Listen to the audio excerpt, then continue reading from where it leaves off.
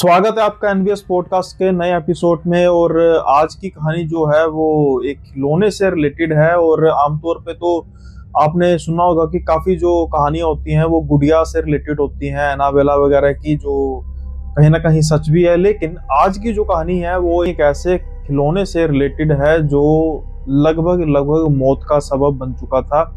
शुरू करते हैं आज की कहानी जल्दी से। और कहानी जो है वो दो घर की है, दो परिवारों की है। और जो आशीष है, आशीष का जो है वो फादर थे, वो एक अच्छी एमएनसी कंपनी में जॉब करते थे। और अभी रिसेंटली ही वो ट्रांसफर होके नए शहर में आए थे। और गर्मियों की जो छुट्टियां थी वो शुरू हो चुकी थी।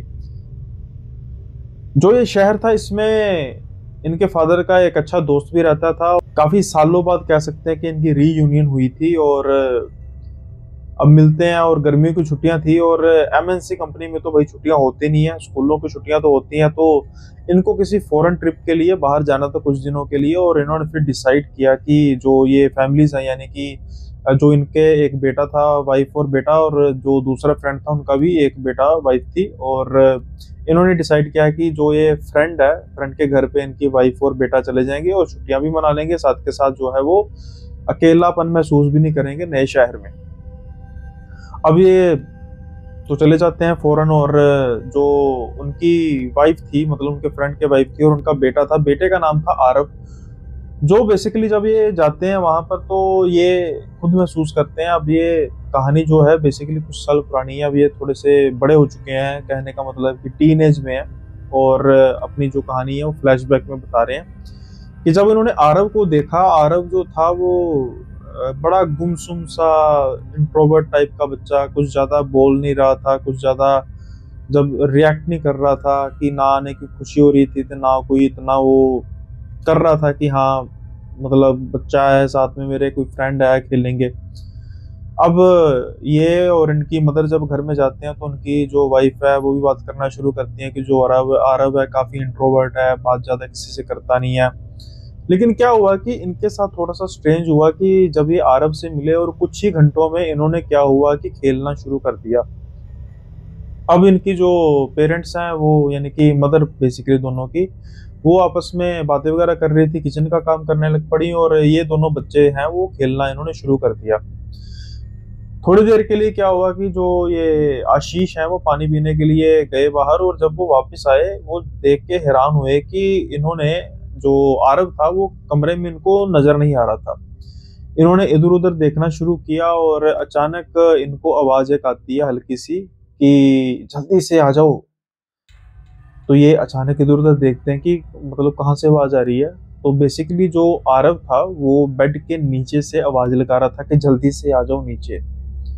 अब इनको लगता है कि शायद कोई गेम वूम या छुपा छुपाई टाइप की गेम खेलनी होगी। तो ये भी एक्साइटेड होके बेड के नीचे चले जाते हैं। बेड के नीचे जाके देखते हैं तो आरव जो है वो बिल्कुल पूरी तरीके से घबराया हुआ था और उसको कहता है बिल्कुल चुप हो जाओ।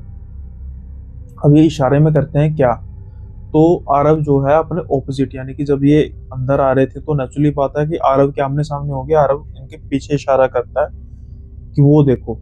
अब ये घूम के देखते हैं तो क्या देखते हैं कि इनको एक अलमीरा होता है, अलमीरा के बिल्कुल पास दो पैर नजर आते हैं जो बिल्कुल काले होते हैं। मतलब मांस नाम की जो है वो बिल्कुल फॉर्मेलिटी होती है, हड्डियां जो हैं वो पतली सी हड्डियां होती हैं और ऐसा लगता है कि कोई कुपोषित चीज हो। और वो जो पैर है वो खड़े हुए थे। अब ये देखते हैं और ये हैरान होते हैं और इनको हैरानी की तरफ से देख के बोलते हैं कि क्या है, मतलब इशारों में। तो ये डर के कहते हैं धीरे से, भूत है। अब आशीष को थोड़ा सा अजीब फील होता है कि भूत, लेकिन उसको लगता है कि शायद आरव कोई मजाक कर रहा है मेरे साथ और हो सकता है कि इसकी वजह से ही ये मुझे सारा, मैं पानी पीने गया और इसने सारा मेडअप किया हो। लेकिन क्या होता है कि वो जब पैर होते हैं वो जल्दी से एक जो खिड़की होती है उस कमरे की, उस तरफ जल्दी से भाग जाते हैं। लेकिन सबसे ज्यादा खास चीज होती है कि जब आशीष उन पैरों को भागते हुए देखता है उस खिड़की से बाहर, तो उसको सिर्फ घुटनों तक ही नजर आता है, यानी कि उसके आगे बिल्कुल गायब होते हैं। यानी कि दो जो पैर हैं घुटनों समेत भाग रहे हैं और ऊपर कुछ है ही नहीं। अब ये देख के तो आशीष पैनिक हो जाता है और वो चीखें मारते हुए बाहर जाता है और उनकी जो मदर थी दोनों की वो लॉबी में बैठी हुई थी। जब ये जाते हैं और उनको ये महसूस होता है या ये लगता है कि जो आरव है उसने मेरे साथ मजाक किया, क्योंकि आमतौर पे ये भूतों प्रेतों की कहानियां तो छोटे होते नानी दादी वगैरह से सुनते हैं, लेकिन ऐसा कभी उन्होंने कुछ देखा नहीं था और आज जो देखा था उसको ये हजम कर नहीं पा रहे थे और इनको लग रहा था कि ये यकीनन जो मजाक है वो आरव ने ही किया है और कोई हो नहीं सकता। खैर ये अपनी सारी जो कहानी है अपनी मदर को बताते हैं और आरव की मदर भी थी जो पास में खड़ी थी और वो आरव को बड़े गुस्से से बुलाती हैं और आरव को डांटना शुरू कर देती है कि तुम्हें पता नहीं घर पे मेहमान आए और इस तरीके से मजाक करते हैं। आरव जो है वो अपने मजाक में कुछ बोलता नहीं है, वो सिर्फ चुप करके सुनता रहता है। क्या कारण था पता नहीं, लेकिन जस्ट वो सिर झुकाए रहता है। वो गुस्से से भी नहीं देखता आशीष की तरफ कि मुझे इसने डांट पड़वा दी, और वो धीरे से फिर जब डांट खत्म हो जाती है और वो अपने कमरे में चला जाता है सिसकियां लेता हुआ। हिट ऑफ द मोमेंट होता है जब इंसान को गुस्सा लगा होता है। कुछ समय बाद आशीष ने भी ये चीज को नोटिस किया कि शायद मेरी वजह से बेचारे को गालियां पड़ गई, पता नहीं उसने मजाक किया भी था या नहीं, या फिर पता नहीं ये चीज क्या थी, कुछ नहीं पता, लेकिन शायद मैंने आरव के साथ गलत कर दिया। गलत तो उसने किया भी था क्योंकि इसमें आरव का कोई कसूर था नहीं। कसूर तो बेसिकली आशीष का भी नहीं था और कसूर उनकी मदर्स का भी नहीं था क्योंकि उनको कुछ अभी तक पता नहीं था। लेकिन बहुत जल्दी एक गहरा राज और एक डरावना राज था जो उनको पता लगने वाला था, और शायद घर पर कोई मौत का मातम भी छाने वाला था। अब जो आशीष है वो सोचता है कि यार मैं आरव को बुलाऊंगा, लेकिन शाम हो जाती है, ढल जाती है, रात हो जाती है, और रात के समय में जब उनकी मदर्स हैं वो सोने की तैयारी करती हैं और ये इनका सेपरेट जो है बेडरूम होता है आरव का और आशीष जो है, बेसिकली जो आशीष की आदत थी कि आशीष बिल्कुल अंधेरे में नहीं सो सकता था, उसको थोड़ी ना थोड़ी लाइट चाहिए होती थी, वेयर एज आरव जो है वो बिल्कुल अंधेरे में सोना पसंद करता था। अब दोनों का इस चीज पे क्लैश हो सकता था, और जब हुआ भी, जब वो रूम में गया और आशीष ने कहा कि जब आरव ने लाइट बंद की तो आशीष ने कहा कि मुझे अंधेरे में डर लगता है तो तुम प्लीज लाइट ऑन कर दो, लेकिन आरव कुछ नहीं सुनता और वो आराम से अपने बेड पे लेट जाता है। आशीष जो है वो उठ के लाइट को जलाता है और अपने बेड पे आके लेट जाता है। आरव कोई रिएक्ट नहीं करता और दोनों सो जाते हैं। कुछ समय बाद जो है आशीष को अपने कानों के आसपास सिसकियां होने की आवाज आ रही थी, जैसे कोई रोने की सिसकियां ले रहा है। जब आरव एकदम से उठता है तो देखता है कि चारों ओर अंधेरा ही अंधेरा, और आरव एकदम डर जाता है और उसको गुस्सा लगता है कि शायद माफ कीजिए आशीष की बात हो रही है, कि उसको लगता है कि शायद आरव ने जो मेरे सोने के बाद लाइट बुझा दी होगी, और वो गुस्से से जाता है और वो जब लाइट को जाके जगाने की कोशिश करता है, अचानक से उसको लगता है कि उसके आसपास कोई है। अब डर से उसकी हालत पतली हो गई होती है और उसकी इतनी हिम्मत नहीं होती कि वो उठ के लाइट को जला सके, और वो क्या करता है कि जैसे तैसे करके फिर लेट जाता है अपने कानों के आसपास सरहाना रख के, ताकि उसको कोई आवाज ना आए। सुबह का टाइम होता है, आरव और आशीष जो है वो ब्रेकफास्ट कर रहे होते हैं, और आशीष पूछता है आरव से कि आरव, कल रात को मुझे ना कुछ अजीब सा फील हो रहा था तुम्हारे कमरे में, जैसे मेरे पास ना कोई आके रो रहा है। तो आरव आशीष को कहता है कि आशीष एक प्रॉमिस कर, तू मम्मी को बताएगा नहीं तो मुझे डांट पड़ जाएगी, कुछ बताना है तुझे। तो आशीष कहता है कि नहीं बताऊंगा, बता। तो अब आरव कहता है कि वो मैं ही था जो रो रहा था, मुझे बहुत डर लग रहा था। तो आशीष कहता है कि अच्छा क्या हुआ। अब आशीष को अंदर ही अंदर इस चीज का थोड़ी सी रिलैक्सेशन थी कि कम से कम वो आरव ही था जो रो रहा था, कोई और तो नहीं था। आरव बोलता है कि मैं इसलिए रो रहा था क्योंकि वो तुम्हारे पास खड़ा था, वो थोड़ी देर बाद में आके तुम्हारे साथ ही लेट गया, अब ये चीज जब आशीष सुनता है और वो पैनिक हो जाता है और साथ के साथ उसको इस चीज का डर लगता है कि क्या चीज थी जिसकी ये बात कर रहा है, और गुस्सा भी आता है कि ये किस चीज के बारे में बात कर रहा है जो चीज नजर ही नहीं आ रही। आशीष पूछता है कि किस चीज की बात कर रहे हो, तो वो कहता है भूत, उस बच्चे का भूत। अब आशीष थोड़ा सा सीरियस हो जाता है और वो लगता है कि मैं माँ से बात करूं या ना करूं, अगर की तो फिर इसको डांट पड़ेगी, पता नहीं क्या बात है, ऐसा ना करूं। जैसे वैसे करके वो अपने मन को समझाता है और वो सोचता है कि मैं बात नहीं करूंगा, खामोखा बेचारे को मार पड़ जाएगी। अब क्या होता है कि दोपहर का टाइम होता है और इनकी जो मदर्स हैं वो डिसाइड करते हैं कि कुछ शॉपिंग करने जाना है, और इनको कहती है तुम खेलो, और ये बाहर से दरवाजा बंद कर जाती हैं। थोड़ी देर तक ये लॉबी में खेल रहे होते हैं और जो आरव है वो कहता है कि मैं जरा किसी काम से होकर आया, और ये कहता है कि ठीक है। आशीष कहता है, कुछ देर तो आशीष खेलता रहता है, लेकिन जब थोड़ा सा टाइम हो जाता है तो वो महसूस करता है कि आरव अभी तक आया नहीं है। अब वो उसको ढूंढते ढूंढते उसके कमरे में चला जाता है।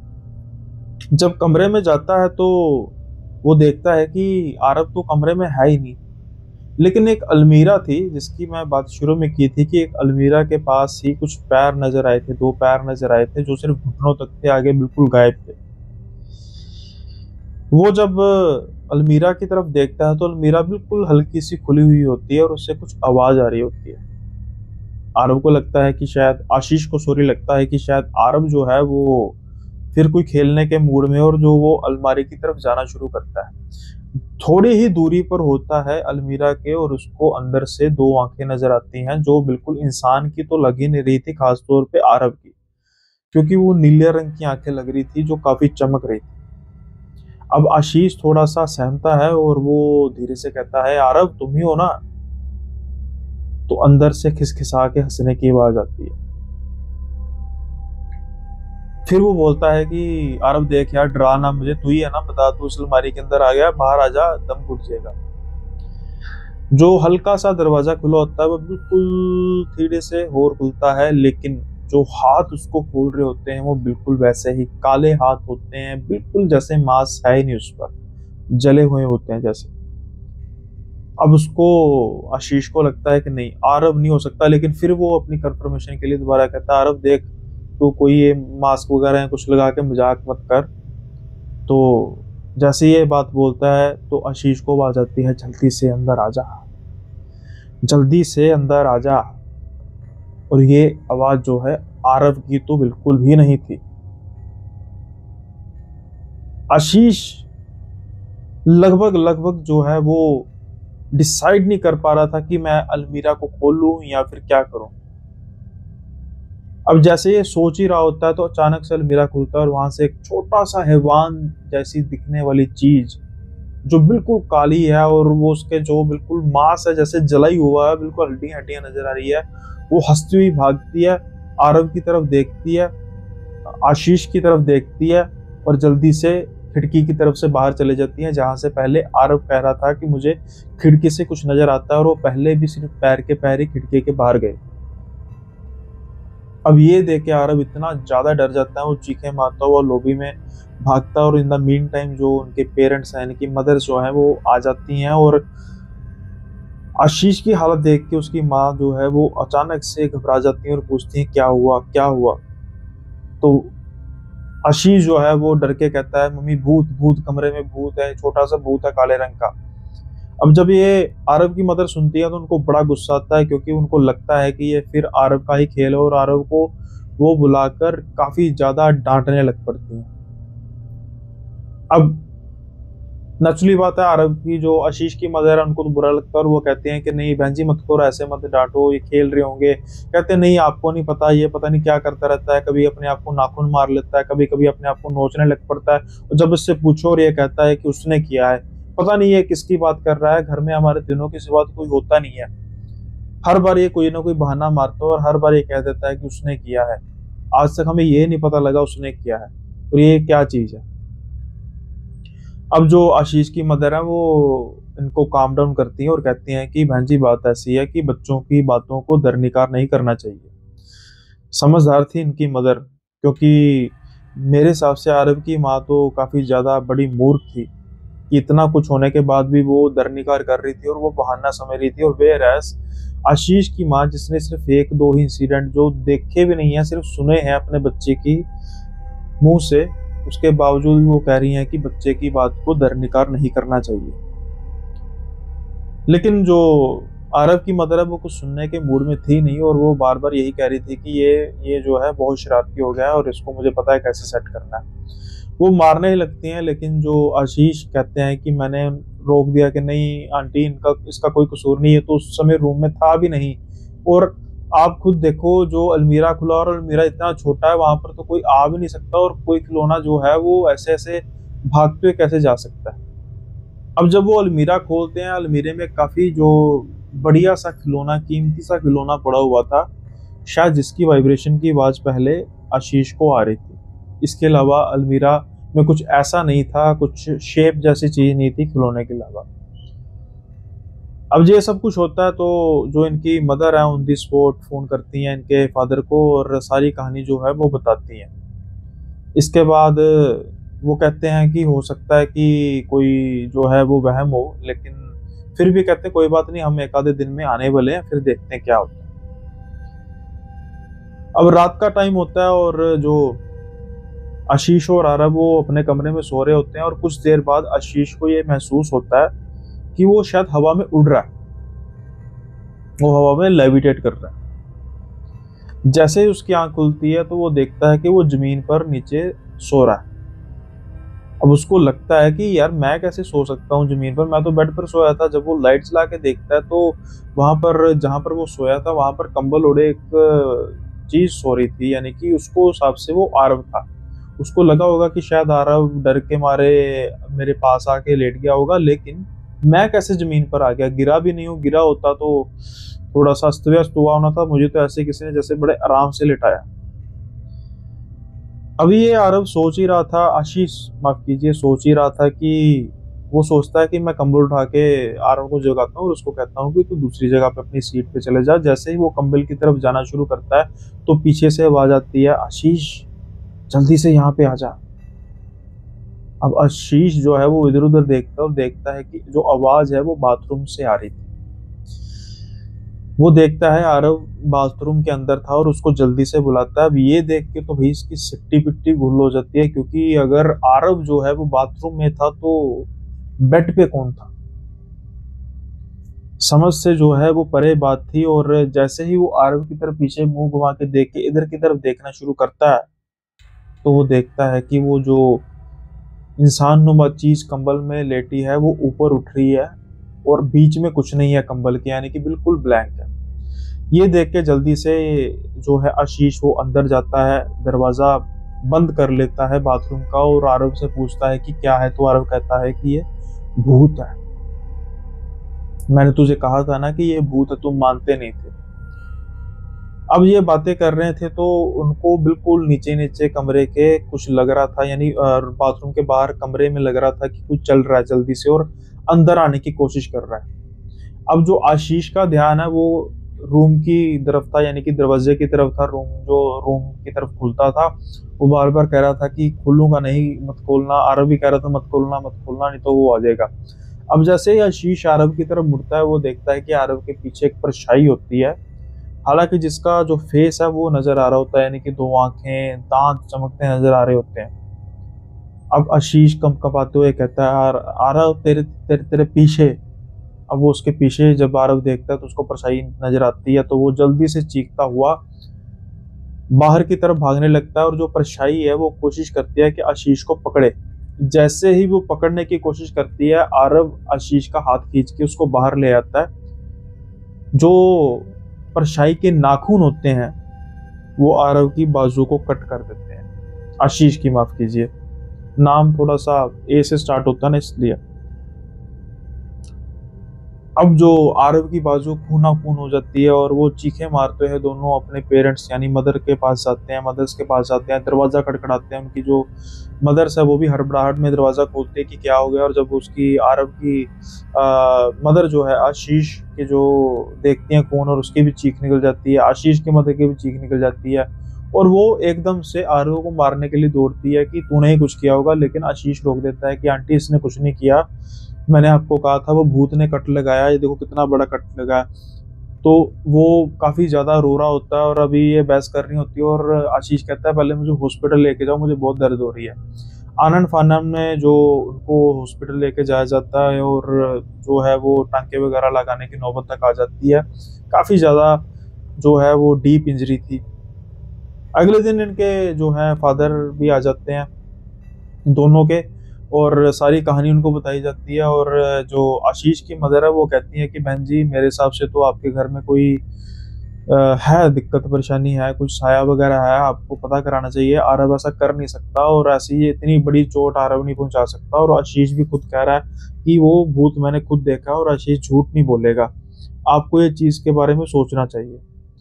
खैर अब जाने का समय होता है क्योंकि छुट्टियां भी खत्म होने वाली होती हैं। तो जाते समय आरव की जो मदर है आशीष को एक बड़ा ही कीमती, बड़ा ही प्यारा सा खिलौना देती है। वो ही खिलौना देती है जो उसकी कबट में पड़ा हुआ था, क्योंकि वो आशीष को बड़ा पसंद आता था। आशीष उसकी तरफ देखता रहता था और उसको होता था कि शायद ऐसा, काश ऐसा खिलौना भी मेरे पास हो। और शायद उसकी मदर जो है आरव की, वो उसको सेंस कर रही थी और आखिर में उन्होंने उसको वो खिलौना दे दिया। अब ये घर पे आ जाते हैं, आरव अपने घर रह जाता है। आशीष रिलैक्स था कि चलो जो कुछ भी है उस घर में है, मेरी तो जान छूटी। लेकिन ऐसा था नहीं, क्योंकि अब जो आरव के साथ पहले हो रहा था वो आशीष के साथ होना शुरू हो गया। वही एक जो छायानुमा आकृति उसको नजर आती, उसको नोचती, उसको काटना शुरू करती। और ये सारी बात जो है वो अपनी माँ को उसी टाइम उसने बता दी। और जो आशीष की माँ थी वो अरब की तरह बेवकूफ नहीं थी, उसने इस चीज को सीरियसली लिया और उन्होंने सोचना शुरू किया कि इस चीज का जो है समाधान कैसे निकाला जाए। लेकिन इन द मीन टाइम 4-5 दिन बाद आरव की मदर का फोन आ जाता है और वो कहती है कि बहन जी पता नहीं चमत्कार हो गया, विद इन 4-5 दिन ही जैसे अभी अभी गए हैं तो आरव का जो स्वभाव एकदम से बदलना शुरू कर दिया, उसने चहचहाना शुरू कर दिया। अब वो हंसता है, खुश होता है, उसको पता नहीं क्या हो गया। लेकिन आशीष की माँ कहती है कि यहाँ पर तो बहन जी उल्टा हो गया, मेरा बेटा तो सिर्फ चुप हो गया, वो तो बोलते नहीं है। और वो कहता है कि भूत उसे तंग कर रहा है, एक परछाई तंग कर रही है, मैं क्या करूं। अब ये सुन के आरव की मदर को भी बुरा लगता है कि हमारे घर से जाने के बाद जो ये सब कुछ हुआ। लेकिन वो कहती हैं कि हमने आरव को एक डॉक्टर के पास दिखाया था, उसके बाद से वो ठीक महसूस कर रहा है। आशीष की माँ को लगता नहीं है कि ये डॉक्टर वाला था। तो खैर उन्होंने अपने हस्बैंड से बात की। एक दिन आरव जो है वो सीढ़ियों से नीचे उतर रहा था तो उसको टॉप फ्लोर से किसी ने धक्का दिया बकौल आशीष के, और वो सीधा नीचे गिरते गिरते गिरते बिल्कुल लास्ट में आके गिरा और उसकी जो टांग है वो टूट गई, सर पर चोट लगी और बकौल इनके की बड़ी मुश्किल से उसकी जान बची। मौत का मातम था जो घर में होते होते रह गया। अब जब आशीष रिकवर हुआ तो फिर उसके फादर ने एक बड़े ही ज्ञानी इंसान को जो है वो अपने घर में बुलाया और देखने के लिए कहा कि कुछ अगर आपको लगे कि कोई दिक्कत परेशानी है। आरव आशीष जो है वो कुछ हद तक अब ठीक हो चुका था, घर में आ चुका था। और जब वो देखते हैं तो कुछ वो अपनी पर्टिकुलर कोई धूप बत्ती जगाते हैं जिससे घर में एकदम बदबू फैल जाती है। फैलनी तो खुशबू चाहिए थी। जैसे ही सारे घर में बदबू फैलती है तो वो सबसे पहले कहते हैं कि इस घर में कोई पूरी चीज का साया है, ये तो 100% कन्फर्म है। और अब वो सारे घर में धूप बत्ती जला के घूमना शुरू कर देते हैं। और जहाँ पे बहुत सी जगह पे कम बदबू थी, लेकिन जो आशीष का कमरा था जैसे ही उस तरफ वो जा रहे होते हैं वो बदबू बढ़ती जा रही थी। बढ़ते बढ़ते बढ़ते बढ़ते बढ़ते जब वो अलमीरा के पास आते हैं तो बदबू बहुत ज्यादा बढ़ चुकी थी। और अलमीरा खोली तो वो खिलौना जो था वो अलमीरा के अंदर पड़ा हुआ था। अब वो कहते हैं कि कुछ ही दिन पहले आपने कोई ऐसी चीज है जो घर में लेकर आए थे नहीं।